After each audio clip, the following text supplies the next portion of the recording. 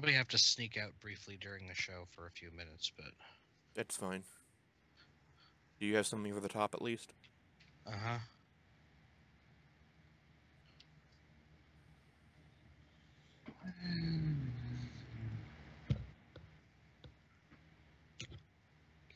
Come on, Twitch.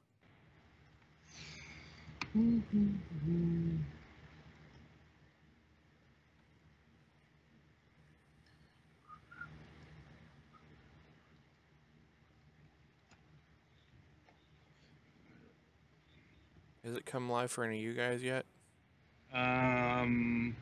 Me. Sorry, I've been busy putting on my shoes, so I haven't checked.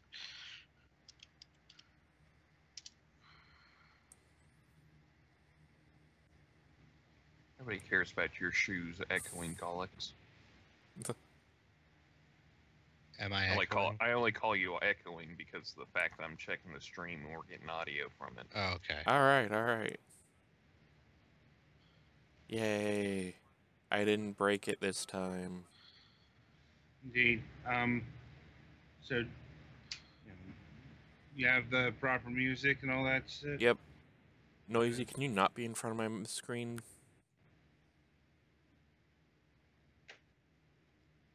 Is Scuttle in here? Yes, he is. That's why you're acting like a butt. Okay, let's see.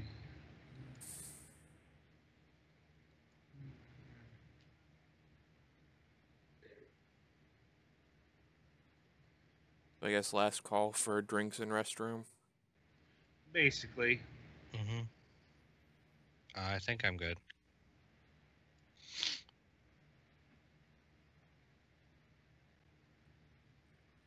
Noisy, you're right in front of where I need to look, baby. Come here.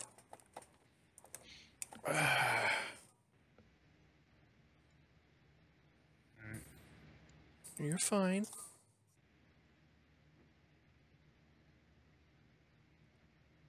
Don't be grumpy.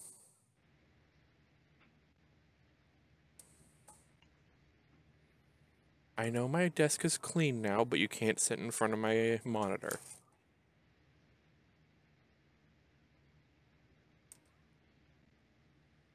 So, you got your cat situated over there, or what? Yep. She should be fine for now. Okay. Now, if there are no further delays. Alright, you good for something for the top, Gullix? Mm-hmm. Alright then, you may count down when ready. Okay, then we shall begin in 5, 4, 3, 2, 1. Sometimes you wake up in the morning from the most wonderful dream, and all that remains is fragments of silicon.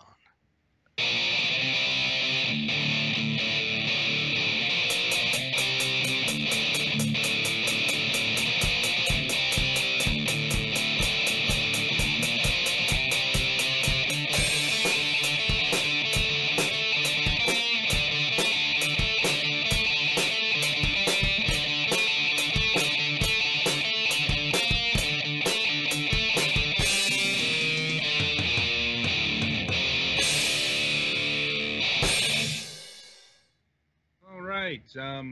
Welcome to our first proper broadcast, I guess. Proper non-review broadcast of Fragments of Silicon after the holiday. Yeah, it's a European edition. Up this week, we've got Simon Gardner of Climax Studios with us. Hello. Oh, right. So let's get into it. What we like to do is we like to start out by asking the people we interview how they got interested in video games, both on a personal and professional level, to start things out. Well, it goes back a long, long time now. I think it was about 11, and myself and my brother, we got a ZX80 home computer, and since then we were always just interested in computers and video games. Got various gaming systems, And then he went off to college to do chemical engineering. I went off to college to do architecture. But obviously, we always sort of stayed in touch. And then after I came out from doing my degree, we got together and sort of worked on games. He was doing the coding, I was doing the artwork, and we did that sort of stuff in the evenings, after work. And we came very close to signing a game with what was then Signosis back on the Amiga. But I was still doing my finals, and I just thought I just can't do this. I had a lot of college work still to do, as well as the day job. And so we passed that up. And then he went and got a job at a company called Microprose, which did a lot of the flight simulator stuff. And then one day he said to me after I qualified, they're looking for artists. Why don't you apply? And so that's really how I got sort of full time into the games industry. And I joined Microprose. I was there only probably about 5 months. And then a great opportunity came up to join what was Signosis, which had been bought by Sony, to launch a new console, which obviously was the PlayStation 1. And then, I guess the rest is history. I suppose the question that beckons most is how involved were you with the PlayStation 1 launch? Did you memory coding that Signosis was doing, or were you working on Wipeout? No, I wasn't working on Wipeout, but obviously I know all the guys that were. We were working on a couple of games. One was called Assault Rigs, which was one of the launch titles. And then shortly after that, we launched a game called G-Police. We were in a separate studio to the Wipeout guys, but those are the sort of titles we were working on. Yes, I remember G-Police. I think I've heard of Assault Rigs. Yeah, Assault Rigs was a very early one, but it was very much overshadowed by Wipeout and Destruction Derby at the time. Right. Yeah, that's the games that people tend to think about when they hear, PlayStation 1 Signosis. Absolutely, yeah. Yeah, I mean, all those guys have most of them are still in the industry, but I stay in touch with them. But yeah, a long time ago, like I said. No doubt. Geez, that's over 20 years now. Yeah, for sure. I went to the Sony 20th birthday party for the launch last year, I think it was. In fact, it was just over a year ago. Yeah, had a big catch up down in London.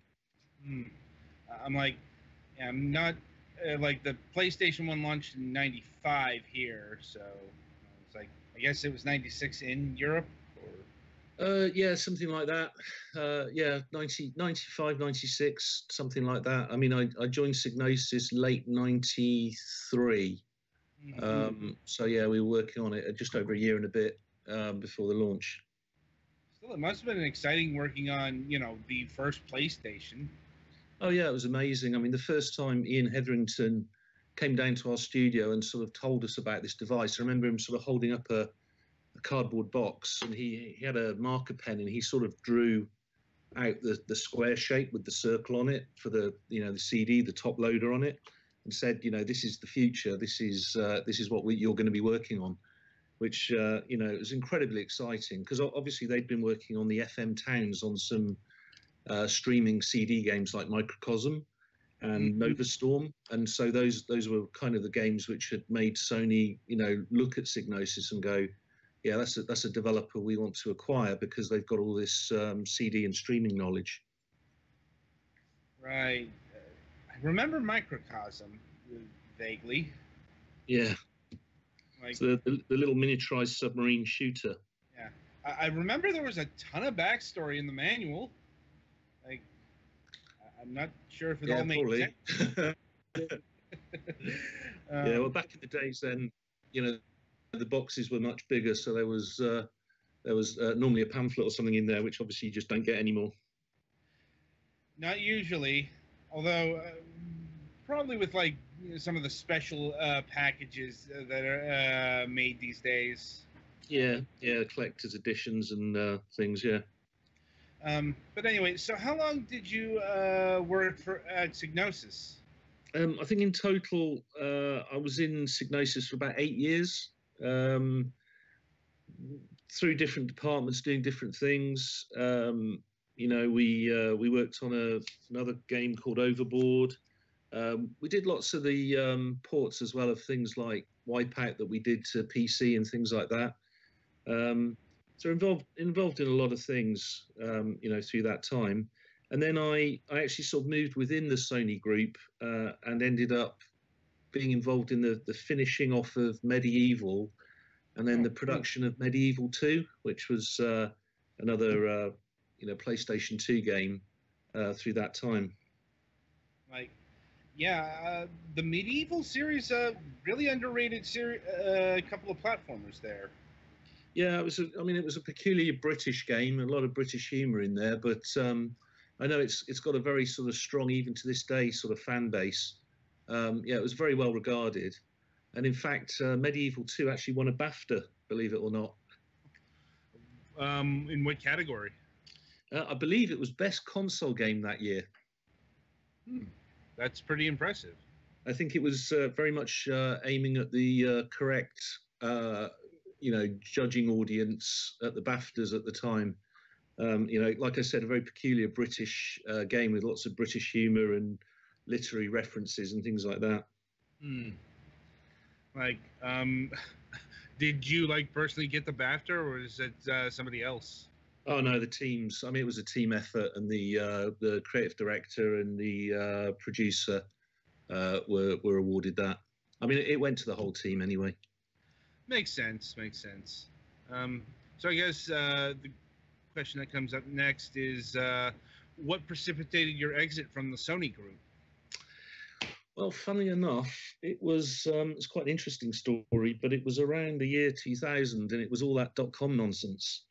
And a lot of my friends were in, new exciting companies. On the surface, it looked like they were making lots of money, and so I kind of got a little bit greedy and thought, oh, that's something I should be doing. And I joined a company which seemed to be doing quite well, which was a company called Rage Games. They'd done the incoming game. So I went and joined them. They were a listed company. I got my shares, and then fairly quickly realised that not all was good in the .com world. Rage was a games publisher, fairly sort of small, but they'd ridden that whole .com bubble, and I went and joined them, and then realised that, like I said, a lot of the share price rise that they'd had been nothing to do with actually the product they were making. It was just the sector they were in. But there you go. It's one of those things. Oh, I hope it was not too painful to exit that deal. Well, at the end of the day, Rage went down. I think I've still got some certificates somewhere, which are, probably of historical value, but nothing else. Yeah, we came back after the Christmas break back in, I think, 2003 maybe. And yeah, we were told that Rage was insolvent, and that was the end of that. And then after that, I did a bit of consulting, and then I remembered that the year before, this little tiny British company called Climax had tried to headhunt me from Rage. So I sent them a speculative email, and yeah, the rest is history. I joined on a 6-week contract, and I've been here 14 years, working my way up to CEO. That's definitely an impressive climb. Yeah, well, it's an exciting story. I mean, definitely with Climax is a privately owned company, and it's very different, obviously, to companies like Sony, which are big corporate companies. And so, the opportunities are there. If you work hard and make some good decisions, then you have an opportunity. That's what I love about working for a company like Climax. Yeah, that's not dissimilar to other people we talk to. we have a lot of indie devs on the program, and that's a similar story. Obviously, kind of scaled down to size, but the sentiment's the same. Yeah, I mean, I always laugh, but you know, in by pretty much every definition, we're an indie studio as well. Oh yeah. You know, we're just a big one. Yeah, it's like when people say indie studios, that it's like a size designation. Yeah, right? yeah. You know, I it's mean, like, yeah, I mean, by actual definitions, Valve is an independent studio because for sure. Yeah. I mean, we're at about 100 people, just over.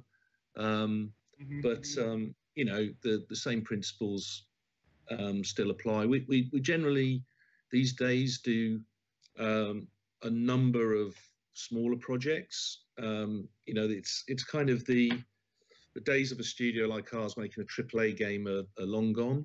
You know, because they've got thousands of people on them. But we still sometimes get to work on those sorts of projects by helping out some of those bigger teams. If they've got a particular need for some bug fixing or they need some content created. So we do still touch things like that. But on the whole, with the advent of VR and AR, the teams have been much smaller, probably a max of maybe 15 at peak, but probably more likely around the sort of 9 or 10 people. And then we've had up to 8 teams like that kind of working, doing various things, which has been very interesting for us.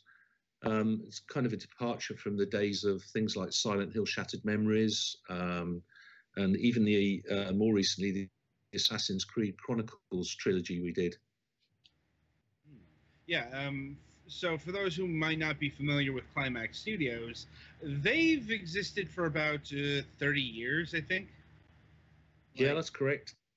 And they've got a very, very long list of games they've worked on that spans the gamut, like everything from ports to portable work, a lot of Game Boy Color stuff here, to like even original properties like Sudeki.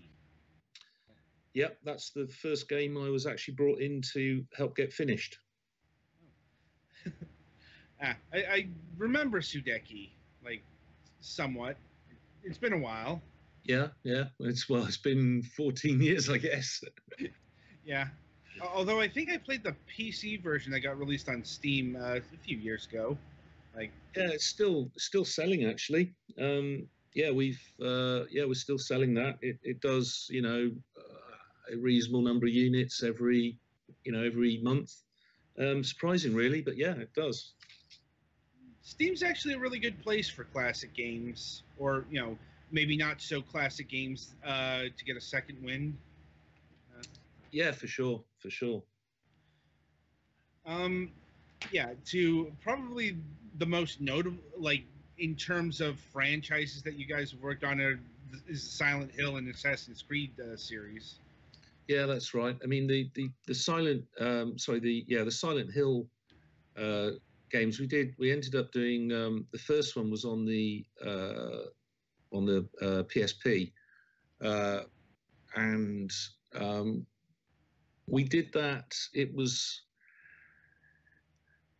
our first sort of foray into Silent Hill, and I think we did a reasonably good job on it, all things considered. And certainly Konami must have thought so, because they gave us a chance to do Silent Hill Shattered Memories. And, I still, it was a bit of a Marmite game in the end. Obviously, Silent Hill is a very precious franchise to some of the fans. And we did do some different things with it. The original idea was it started off as a remake of the original Silent Hill. But we were asked to put it on the Wii, and as we thought about it, we decided that we would kind of retell it in spirit. So, predominantly it'd be the same characters, but we would make a different story out of it.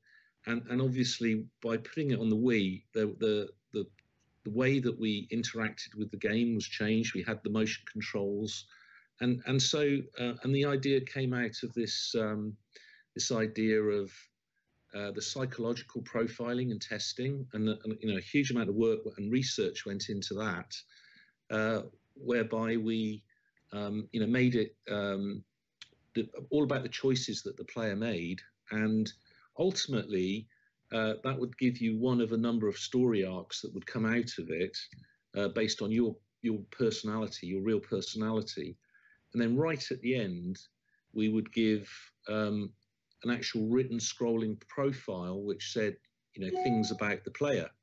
And we had quite a lot of feedback from people saying how accurate it was. Now, whether it was all based on solid real ideas, but I don't know how much of that was people wanting to believe it or not.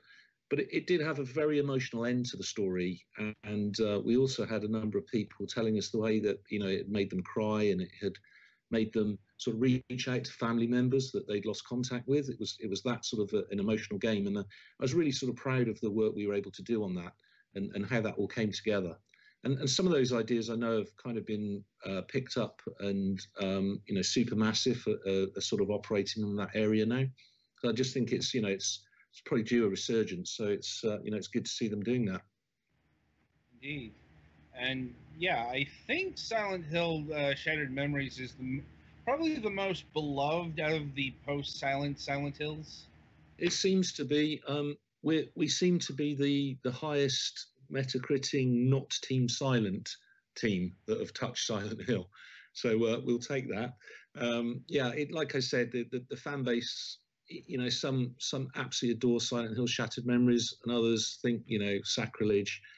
But I think on the whole, it does really stand up well, and it's a really engaging game. Right. It's from what I remember, a lot more psychological thriller than your average Silent Hill game. Yeah, absolutely. I mean, the themes were all about personal demons. I mean, I don't want to spoil it for people that might actually end up playing it after listening to this, but it is worth the play. And a lot of the themes were all about. It was less horror, much more psychological, and even at the end, you're not entirely sure what was what was real and what wasn't real. And I think that the four endings, each in their own way, are very, very powerful, and that they're a real roller coaster of emotion, which sort of play on the things that the character looks at in the game. So because we've got a pointer with the Wii controller, we were able to see what people looked at in the game, where they spent their time. We analysed where they went in the game, whether they looked at everything, whether they explored everything, or whether they just ran through the levels. And what they looked at in particular in the game, whether there were things of a sexual nature or substance abuse nature, and all of that built the profile of the player, and that had an impact on the type of monsters you met, and the type of characters you met, and the way they were dressed, the songs that you were played, and even down to some of the puzzles that you actually had to complete.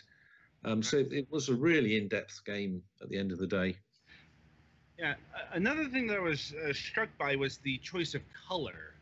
Like, it's a very blue game, and I mean, like, it's literally blue. Well, it came about because we decided, instead of going through the sort of the rusty sort of transitions that they had in the original Silent Hill games, we were going to go for this theme. Instead of fire and ash, we were going to go for this idea of ice and snow, and it kind of represents the coldness at the center of the the main character in the game, and also it sort of echoes with the emptiness and the sort of isolation that they're feeling.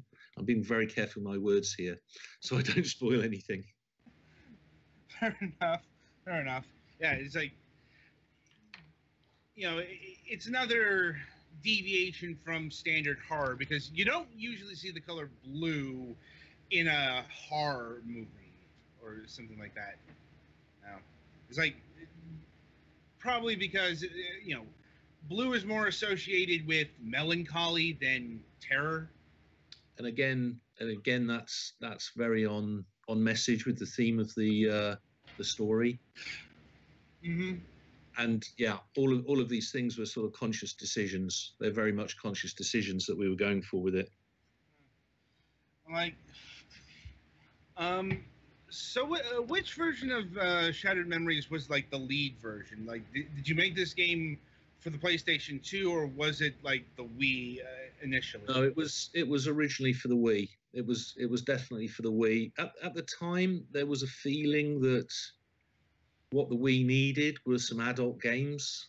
There just weren't any, and it was a thought that a lot of people had bought the Wii. They were playing the sort of more casual games, but there was a huge opportunity here for some more adult games to come out. We were one of about three, I think, that came out in that sort of quarter, and I think we all fared reasonably poorly in comparison to if we'd been kind of leading on the the Sony SKUs, just because I think the Wii did have a more casual audience, and probably the majority of gamers had a PlayStation and then they had a Wii as well.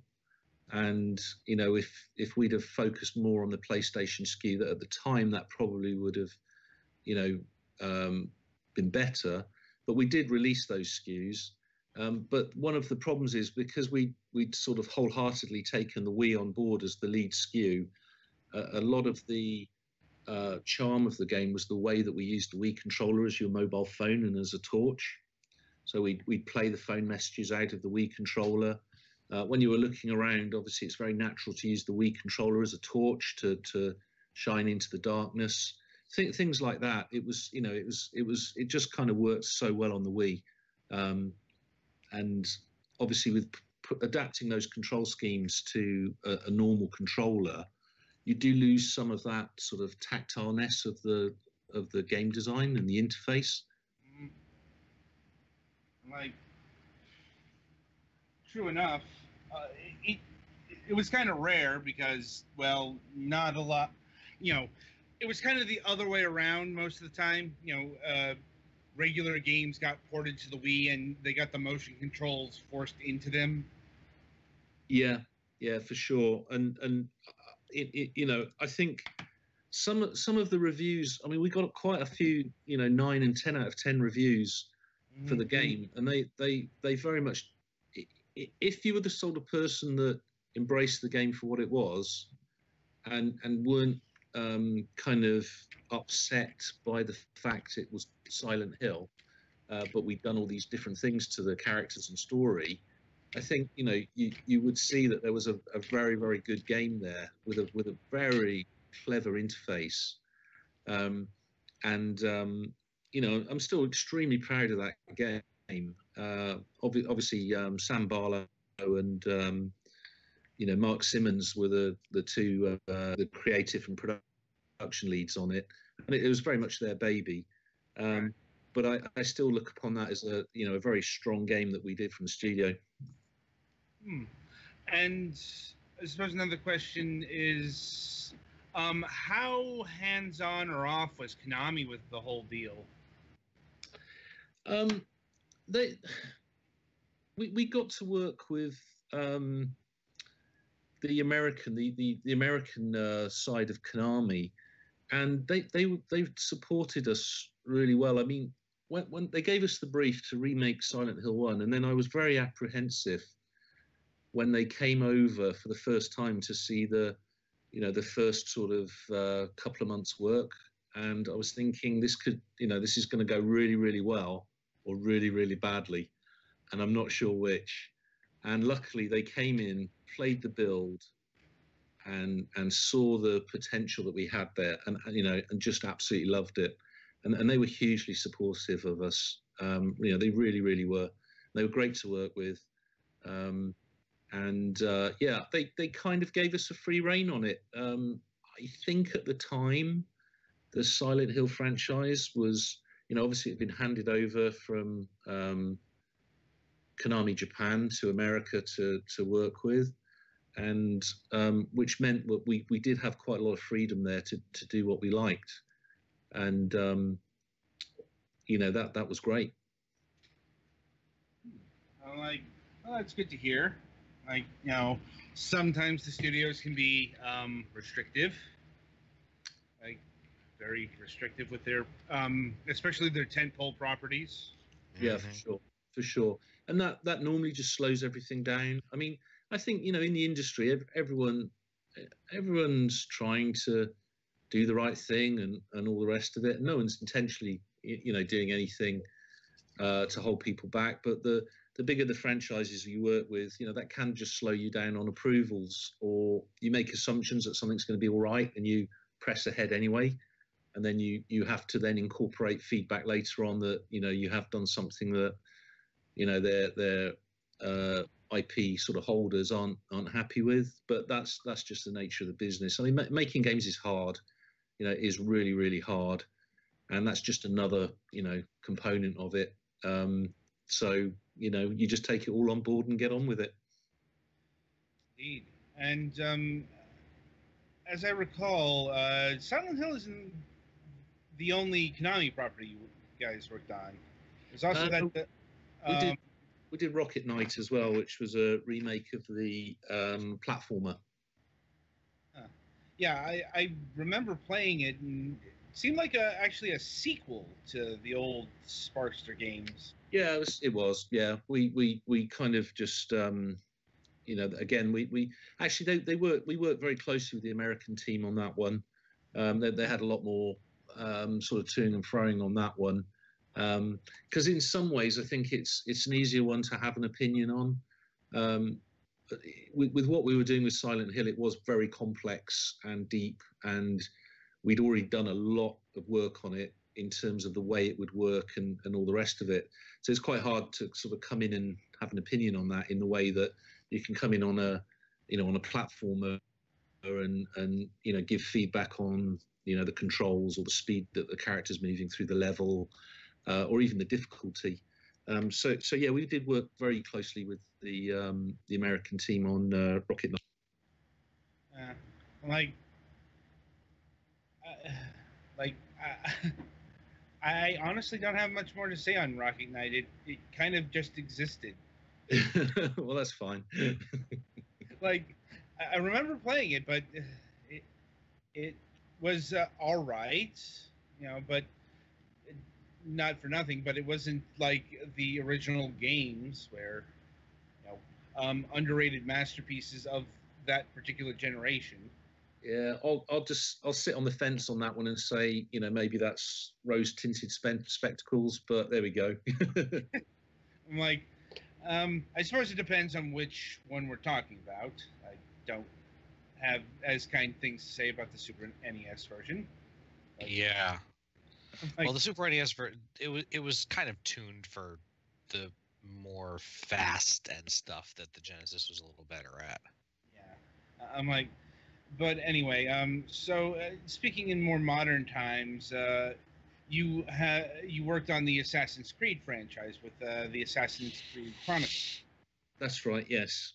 Yeah. I mean that really was the premise there was just to. I can't say too much about it. Obviously, we still got huge NDAs and everything, but the sort of light version of it is that. And again, just from my perspective, I'm not speaking for Ubisoft here at all, but my thought process behind it was a lot of fans wanted to learn a little bit more about some of the other characters that they'd seen in some of the other supporting literature and things like that, and maybe Ubisoft thought about it as a toe in the water to maybe appease those fans, but also to give them some of the things they've been crying out for, which is other locations. And so it was an opportunity for us to. It kind of started off very much as these really should be indie games. They really should be fairly short and fairly sort of freeform, made by very small teams, and we'll see how they do and how they go. And kind of over time they got longer and evolved, and the art became more complex. That's the only thing I can really say about it. But it was there was a lot of work there doing 3 games back to back like that. Yeah, and they kind of, I'm not sure if this was planned or not, but they did kind of fill the gap in between Syndicate and Origins. Yeah, In terms of like, not storyline, but releases. Like, yeah, yeah. I think possibly more by chance. You know, we ended up doing a lot more work on those games than I think was initially sort of kind of thought would be the case between both us and Ubisoft. And I think the release date really was, yeah, like I say, it was more a sort of, you know, it was a happy coincidence that it came out when it did. I'm like, and is the Chronicles series concluded, or might we expect more in the future? No idea, to be honest, on that. We're not currently working with Ubisoft, but we do sort of talk to them a lot. We kind of moved off into a different direction after that project and kind of got wrapped up in the whole VR thing. And that became a fairly big focus for us for the next few years after that. And so it was just, I don't know, we just kind of moved away from that. I don't know if they've got any plans to do any more with it, but you know, we're not working on anything to do with that. Fair enough. Fair enough. So I suppose the grand question is, what made you move into the direction of virtual reality and augmented reality? Well, I had we were at the Dice show in Las Vegas, probably in 2013, and we had a meeting with this company called Oculus. And my CTO had been banging on about them on Kickstarter for ages and telling me all about it. And I kind of glazed over a bit, and he was backing it and all the rest of it. But anyway, I ended up in this at this meeting, and you know, they strapped this thing on my head and said, "Well, what do you think of this?" Now going back the 20 years, I'd played Doom on I think it was called a VRX or VRF or something headset. Back in the day, which, you know, used to make you feel very ill and all the rest of it. And so I was thinking, oh, here we go, it's going to be like that again. And I tried this you know, early Oculus headset on, and I was like, wow, this is really good. And so we had a chat and reminisce and all the rest of it, and that was great. And they said they'd send us a kit, and we said, well, we'll do something with it. And then later that year, I ended up with at E3 at another meeting with, again, Oculus. And I thought I was going in to talk about the Rift. And then they sort of unveiled this kind of mobile phone-based thing to me and said, try this on. And at that point, I tried it on, and I thought, wow, this is really, really good. And, you know, I could see the advantages of it. As a way of getting kind of cheap, good enough VR into people's hands, provided they had a reasonably good smartphone. And even in that meeting, the first time I tried it on, my mind went back to an early game on the Spectrum called Tail Gunner, and I thought we could do something really good. And that's kind of where Bandit 6 was born, and which was our first VR game. And we very quickly built a prototype, and we shared that with Oculus, and they were like, my God, you know, you've only had this 6 weeks and you've built a game.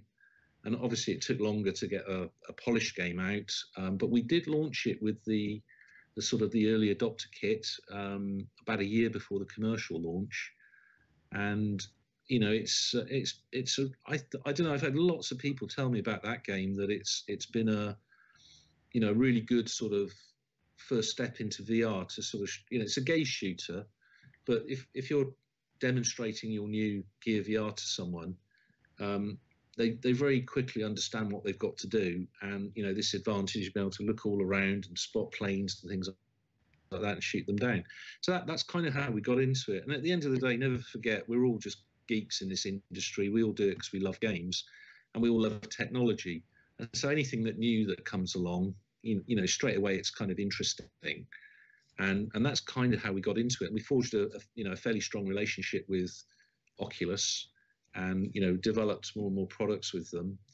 and of course that inevitably opened a door with Google when they started talking to developers, and we got in very early on the Tango device, which was the early Tango phone, which was the early AR thing. We did a couple of games on AR, and then obviously the Daydream. We had a launch title on Daydream in Hunter's Gate, and then followed that up with Lola.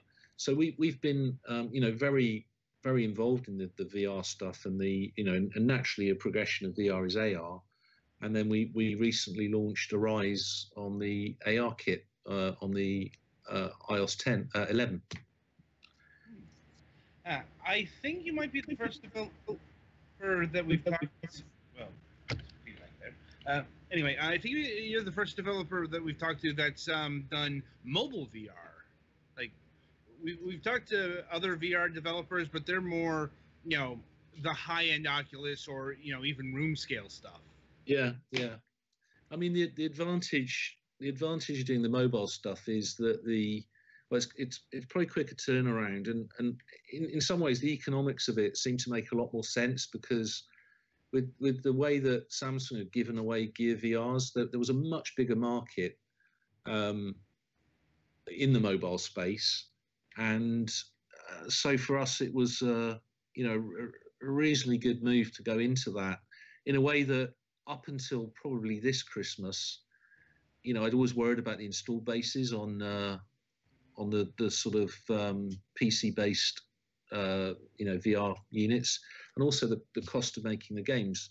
When you're making mobile games, everyone's a lot more forgiving on the graphics and all the rest of it, and that does equate into lower budgets, which means you've got an opportunity to earn out on those products in a way that kind of everyone's sort of saying, where's the AAA VR on the PC-based stuff? And you think, yeah, but AAA VR games, they cost a lot of money, and with the low installed base, you're going to really struggle to make a profit on that. So the economics of it, unless someone's paying for it and supporting you, a platform holder, those types of games are very difficult to justify.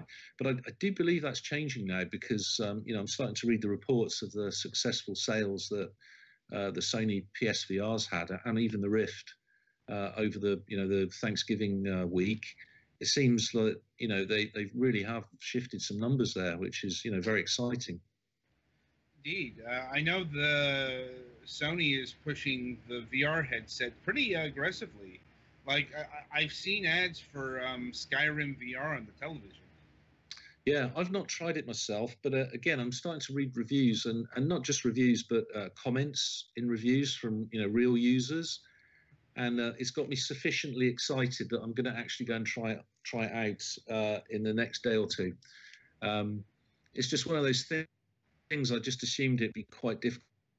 I mean, I know graphically people are saying, look, it's obviously not as good as playing it on a PC or a 4K telly on a PS Pro or something, but the immersion is the reward, and it's really good. So I'm very curious to see it. If I think it's one of those things where you either accept some sickness that you'll have if you use the normal movement controls, or you use the teleporter. But it's one of those things, I think, certainly we found in the studio that with the sickness, it is like seasickness. You do get your sea legs, and you get over it, and if you play enough of it, you just get used to it.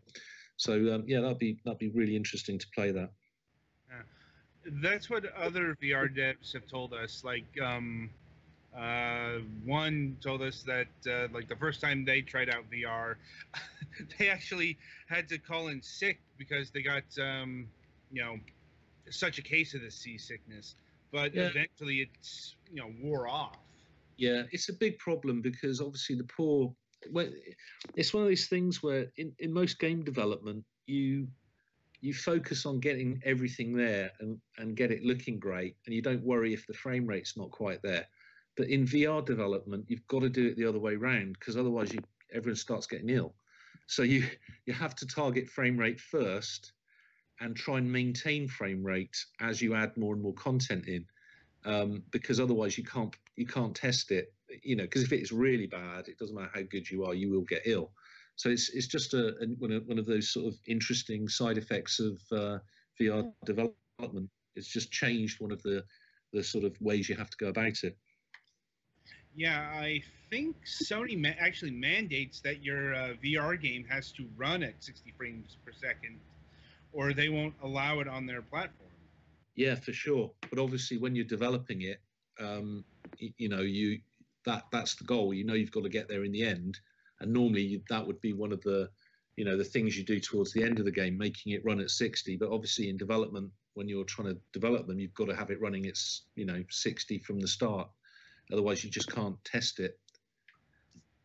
Indeed, it's kind of an occupational hazard. For sure, yeah. I guess I always used to be amused at thinking about some of the QA guys having to QA dancing games. That always made me smile. And I'm sure those are the stuff of legend. Yeah, same here. Now, shifting over to the AR side of things, what sorts of developments have you made in that space? Well, we've already, so we did a couple of things with, like I said, with Tango, with Google. Right. We did Tango Towers. We did a couple of other things I can't talk about.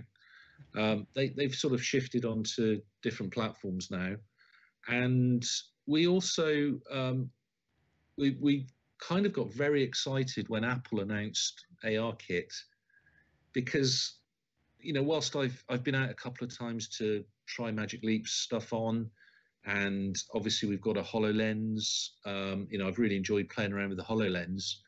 To me, Apple's solution, whilst by no means the best, was because it just relied on the camera. It seems to me that this is a very, very good way of getting AR to the masses, so that they can at least start to get familiar with it and what it does. and also we realized that because it was going to be part of iOS 11, it was, the potential marketplace there would be hundreds of millions of devices in a very short time. So one of the problems with both VR and AR at the moment, it seems that no sooner has someone launched a device than they're talking about the next device. And the big worry is that, when are you ever going to get a critical mass of the installed base? But phone-based AR, it sort of felt, well, everyone's got a phone and it'll just work, provided they've got an A9 or A10 chipset that, supports the AR mode. So that was very exciting for us. So we kind of, as soon as they launched the beta on that, we didn't have any contact with Apple. We just developed a game, the game Arise, and despite appearances, it could only be made on ARKit because it very much relies on perspective to solve the puzzles. Because in the game, I'm very excited about the future of AR, and obviously, the dream is some sort of head-mounted, glasses display, and I'm interested in the way that you interact with that. Obviously, things like HoloLens have got gestures and things like that, which kind of are a bit hit and miss. Obviously, the most convenient way is voice control. But I'm also interested in sort of slight movements of maybe the eyes or the head in the way that you line up objects that you've got in your vision as ways of making affirmative actions that you want to, I want a yes result from this. And Arise was a sort of first step into that, where you don't control the character. You have to sort of position your head and look to fill gaps in the level. And if you align the blocks and it looks like there isn't a gap there, then the character runs across and he auto runs. So that, there really are no controls. And then you've got to physically move around the level, sort of helping the character progress as he moves to the top of the level. And so that was kind of the whole basis of it for us. And of course, that can only work if the level is anchored in the real world, which is obviously what ARKit does. It uses the cameras to say, I know where you are, I know where the camera is, and I know where the level is. So unlike Pokemon Go, where if you walk towards the Pokemon, it kind of moves away from you, on AR kit, it is locked in the world, and so that was that was a very interesting thing for us, and something that we progressed. I mean, we've got another unannounced title coming out for AR kit shortly. Be very excited when we're able to talk about that. And then after that, I'm just sort of hoping someone does make me my AR glasses, because I just think they're going to change the world. Well, I mean, the closest thing I can think of is HoloLens, and that seems to be years away. Well, it launched over a year ago now, and you can only, well, the tech world, how fast things move. Right.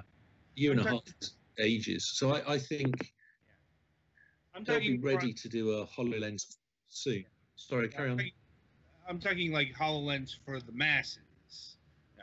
Obviously HoloLens is a thing, but from what I understand, it's like nowhere near ready for consumer level. Oh no, of course not. But my point is that within 5 years, they're obviously they launched that a year and a half ago. Mm-hmm. So, and they would have already been working on the next one before they launched that one. So I suspect HoloLens 2 will be out shortly, and it will be smaller, lighter, better in every regard. And in in every, I guess, year and a half, 2 years, they'll bring out a new iteration. So I think in 5 years we'll have really good AR, head-mounted displays that are light enough, that do have long enough battery life, and do have a good field of view. That's a distinct possibility. Like 5 years sounds about right for tech. I think for the masses, I think the early adopters will have something good enough. I think I've read lots of articles, been to lots of talks, and given lots of talks myself, and I think it will follow the pattern of the smartphone, that the early adopters will be using it for business, just like HoloLens is. I mean, that's a commercial product that's finding a really good home in the commercial sector at the moment. And what will happen is when it does become less, more feature rich and lighter and everything, business people will see the advantage of using it, and they'll be early adopters of it, and then it'll just get more and more powerful and smaller and lighter again. But then those products will bleed down through the families, and everyone, in 10 years, I think everyone will say, how do we live without these things? They give us so much more information without any friction. And I think they're a really disruptive technology as well. I think AR glasses will, they'll signal the death of the screen, because any device that you currently use that has a screen will be redundant, because you won't need it, because your glasses will provide you with all of those screens in one, and you can, whether you physically place them in a room or whatever, they're going to be a huge disruptor to the way we interact with information.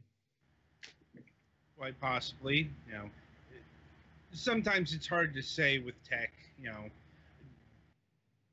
It could revolutionize the world, or it could end up being the next Google Glass. It's like, the tech world is unpredictable to a point.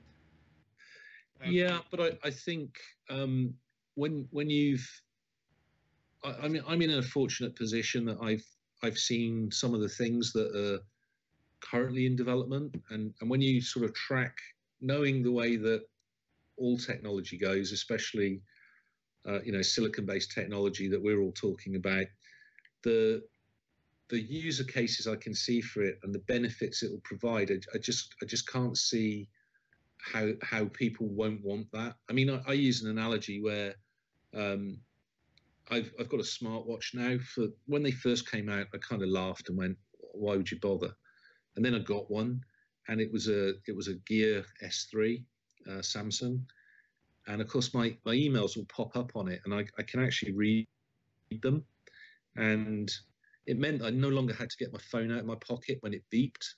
I could just look at my phone, at my watch, and then I could decide whether I actually needed to get my phone out. So it kind of reduced the friction, the interaction, And then, of course, if you imagine you've got glasses on and there's just a constant feed of those things coming through, it will be a huge advantage to you when you meet people, because all the facial recognition stuff works.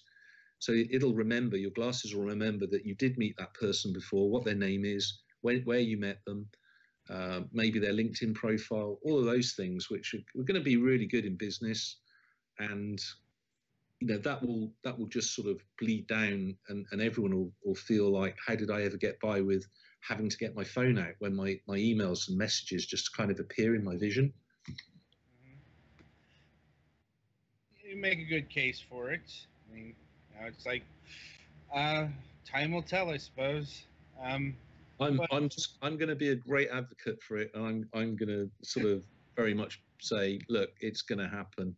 I think it could be, it could be a lot less than 10 years. I think everyone sort of overestimates what will happen in 2 years, but massively underestimates what will happen in 10 years. I'm like, very possibly. Like, it's like, at any rate, distant future aside, is there any upcoming projects in the near future that you can talk about? I believe our Adventure Time game has been announced.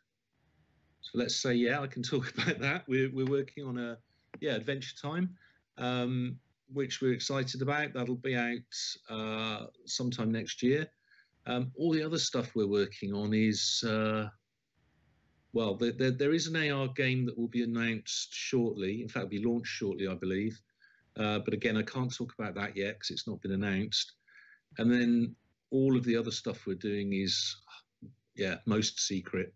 We're working on a couple more AR things and also a couple of sort of brand new technology projects, which again are going to kind of shake up the industry, I believe.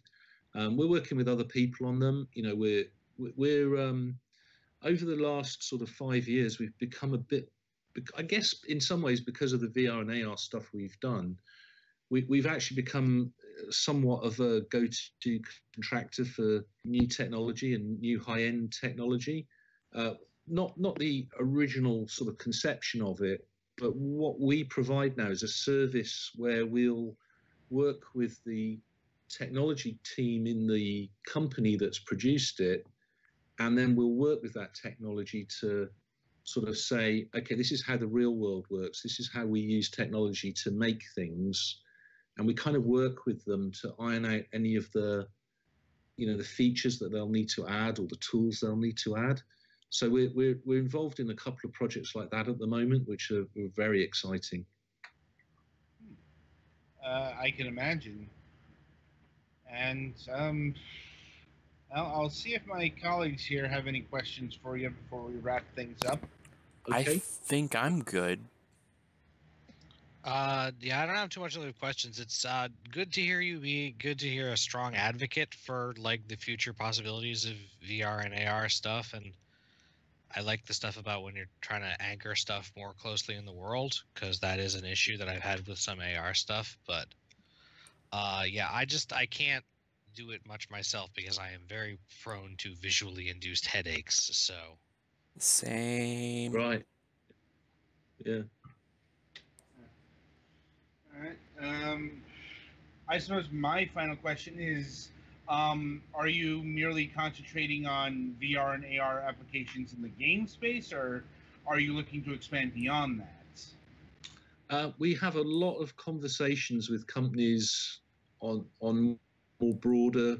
One of the projects we're doing is very definitely, whilst it's got game applications, it's wider reaching than that. We are a games company, and by default, we tend to get more involved in the game side of it.